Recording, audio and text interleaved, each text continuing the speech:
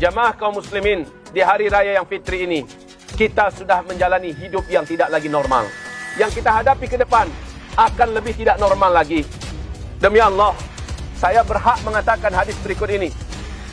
Isbiru, bersabarlah kalian semua. Fa innahu la ya'ti 'alan nasi zamanun. Sesungguhnya tidaklah nanti akan datang kepada manusia satu zaman illa alladhi ba'dahu syarrun minhu hatta talqaw rabbakum. Melainkan yang mereka rasakan yang hidup pada zaman itu, hari yang mereka jalani terasa lebih berat daripada yang sudah mereka lalui. Hari yang akan mereka dapati ke depan terasa lebih berat daripada hari yang sedang mereka jalani. Pada masa itu kata Rasulullah, isbiru.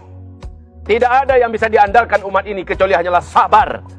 Karena yang merasakan ini bukan hanya kita saja, bukan hanya kelompok kita saja, bukan hanya kampung kita saja, bukan hanya negara kita saja, tapi seluruh dunia.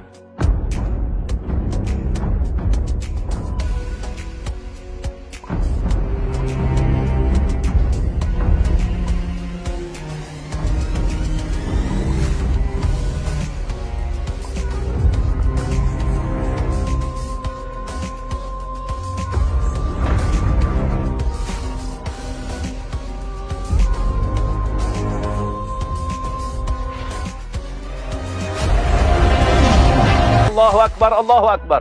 Allahu Akbar, Allahu Akbar, Allahu Akbar. Taqabbal minna ya Rabbana ya Rabbal Alamin. Selanjutnya, mudah-mudahan dosa kita telah diampunkan oleh Allah. Amin. Idul Fitri, kita dikembalikan kepada fitrah kita. Semoga seluruh kita, menurut Allah, hari ini telah putih dan bersih dari dosa-dosanya. Amin. Dan saya ingin mengatakan sesuatu. Semoga saja apa yang saya sampaikan tidak menjadi tambahan beban. Tetapi saya berharap ini menjadi pelecut, stimulus ya, yang akan melancarkan semangat kita untuk meneruskan kebiasaan soleh yang sudah kita dapatkan selama dalam pesantren Ramadan. Selama pesantren Ramadan, kita menjaga sholat 5 waktu tepat pada waktunya. Selama bulan Ramadan, kita telah tertib di depan Al-Quran. Alhamdulillah, rata-rata kita telah menamatkan 1 kali khatam Al-Quran. Banyak yang sudah dapatkan 2 kali khatam Al-Quran. Dan tidak sedikit yang mendapatkan 3 kali khatam Al-Quran. Untuk peserta i'tikaf kita, bahkan ada yang 5 kali, 6 kali khatam Quran, bahkan ada yang 10 kali khatam Al-Quran. Semoga itu bukan sebuah kebanggaan yang digembar-gemborkan, karena itu akan menjadikan tidak ada pahala. Semoga ini benar-benar dihitung oleh Allah per satu hurufnya 10 pahala di sisi Allah. Amin. Hadirin dan hadirat, jamaah kaum muslimin, di hari raya yang fitri ini, kita sudah menjalani hidup yang tidak lagi normal. Yang kita hadapi ke depan akan lebih tidak normal lagi. Demi Allah, saya berhak mengatakan hadis berikut ini. Isbiru, bersabarlah kalian semua. Fa innahu la ya'ti 'alan nasi zamanun. Sesungguhnya tidaklah nanti akan datang kepada manusia satu zaman illa alladhi ba'dahu syarrun minhu hatta talqaw rabbakum. Melainkan yang mereka rasakan yang hidup pada zaman itu, hari yang mereka jalani terasa lebih berat daripada yang sudah mereka lalui. Hari yang akan mereka dapati ke depan terasa lebih berat daripada hari yang sedang mereka jalani. Pada masa itu kata Rasulullah, isbiru. Tidak ada yang bisa diandalkan umat ini kecuali hanyalah sabar. Karena yang merasakan ini bukan hanya kita saja, bukan hanya kelompok kita saja, bukan hanya kampung kita saja, bukan hanya negara kita saja, tapi seluruh dunia. Pilihan tidak ada. Ibarat Allah yang kami muliakan. Dan hari ini, setelah pandemi global COVID-19, kita hanya ingin mengatakan, Masya Allah, Allahu Akbar, la hawla wa la quwata illa billah, hasbunallah, ni'mal wakil, ni'mal maula, wa ni'man nasir. Tidak ada negara yang kuat dengan militernya yang mampu menghadapi COVID-19. Tidak ada negara yang kaya kecuali dibuat bangkrut seluruhnya. Seluruhnya dikuras oleh Allah hanya dengan serangan COVID-19. Dan dampak ke depan yang akan terjadi. Karena masing-masing negara banyak sibuk dengan lockdown. Menahan warga dan masyarakatnya untuk tidak beraktivitas. Akibatnya tidak sedikit di dunia ini. Peternakan-peternakan yang ada, ternaknya mati karena tidak ada yang akan memberi makan. Pakannya juga tidak bisa diproduksi. Pabrik-pabrik tutup. Tidak sedikit pabrik-pabrik ini dan itu seluruhnya tutup. Jutaan orang, sudah lebih 30 juta orang hanya dalam 2 bulan ini saja di PHK, menambah angka daripada sebelumnya yang memang sudah mengerikan. Itu negara terkuat di dunia, negara terkaya di dunia katanya, sudah mengalami kebangkrutan yang sangat akut, canggih dan hebat, ternyata juga semaput. Kita mau sebut negara mana saja sekarang? Kita mau sebut negara yang mana yang kuat hari ini? Tidak ada. Indonesia bagaimana? Indonesia termasuk rakyatnya sudah biasa dengan survive, bisa bertahan hidup dalam sesulit apapun dan siap menghadapi segala keadaan dalam kondisi apapun. Sekarang tiap-tiap negara sudah melarang dan membatasi rakyatnya dan negaranya jangan kirim, jangan ekspor biji-bijian dan makan-makanan pokok ke luar negeri.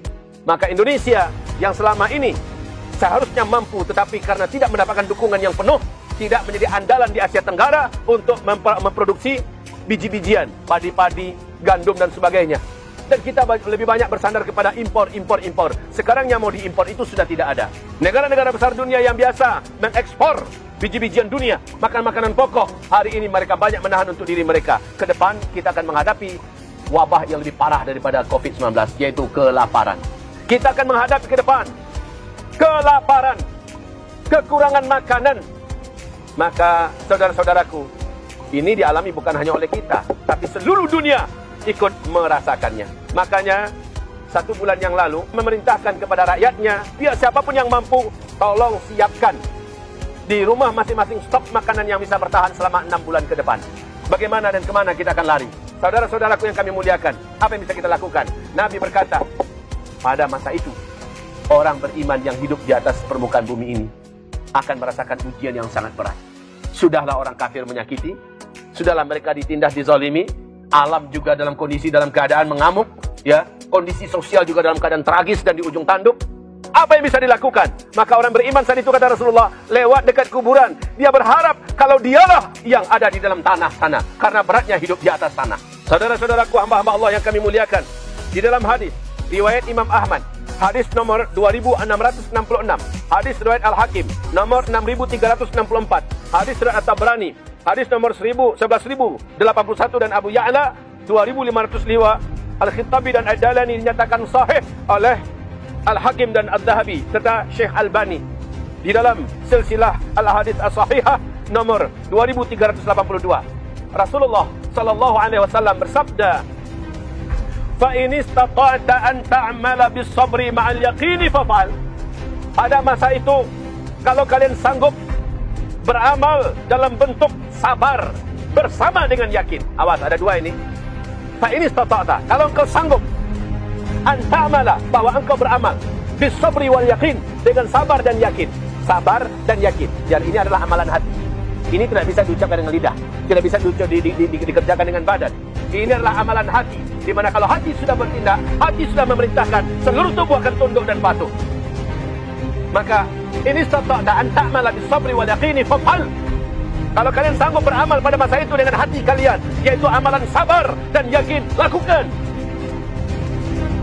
Fa in lam tastati', tapi jika engkau tidak mampu, fasbir, cukup sabar saja. Karena berkeluh kesah saat itu tidak berguna. Berkeluh kesah, meratap, merintih, menangis, mengguling-gulingkan badan, membentur-benturkan kepala, mencampak-campakkan piring. Apakah akan berubah keadaan? Apakah akan berhenti gunung meletus? Apakah tidak jadi tsunami? Apakah jadi diam dan tenang gempa? Apakah kelaparan dan kemarau ekstrim akan jadi berhenti hanya gara-gara kita meratap, berguling-guling, kita mengumpat-umpat dan mengatakan kata-kata kotor? Tidak. Apa yang paling bagus? Katakan sabar. Bagaimana bukti sabar itu mengatakannya? Alladzina idza asabatuhum musibah qalu inna lillahi wa inna ilaihi raji'un. Orang-orang yang ketika mendapatkan ujian apapun bentuknya, dia hanya berkata, inna lillah, kami ini Allah yang punya. Suka hati Allah lah. Mau diberikan kita kesenangan, kemanjaan, mau diberikan kita ujian dan tempaan, itu suka hati Allah. Wa inna ilaihi raji'un. Kalau seandainya memang harus mati kami, seluruh orang pasti mati. Ya sudah, kami akan kembali kepada menciptakan kami. Inilah orang yang sabar. Dia tidak mau mengatakan sesuatu. Pada masa ini, lebih tepatlah kita mengatakan dengan firman Allah berikut ini. Surah Al-Baqarah, a'udzubillahi minasyaitonir rajim. Wa lanabluwannakum bisyai'in minal khawf wal ju' wa naqsim minal amwali wal anfusi was samarat wa basyiris sabirin. 5 ujian ini pada masa kita serentak seluruh kita satu dunia mengalaminya. Ujian bagi orang beriman, teguran bagi orang-orang kafir dan teguran bagi orang Islam yang fasik. Tapi azab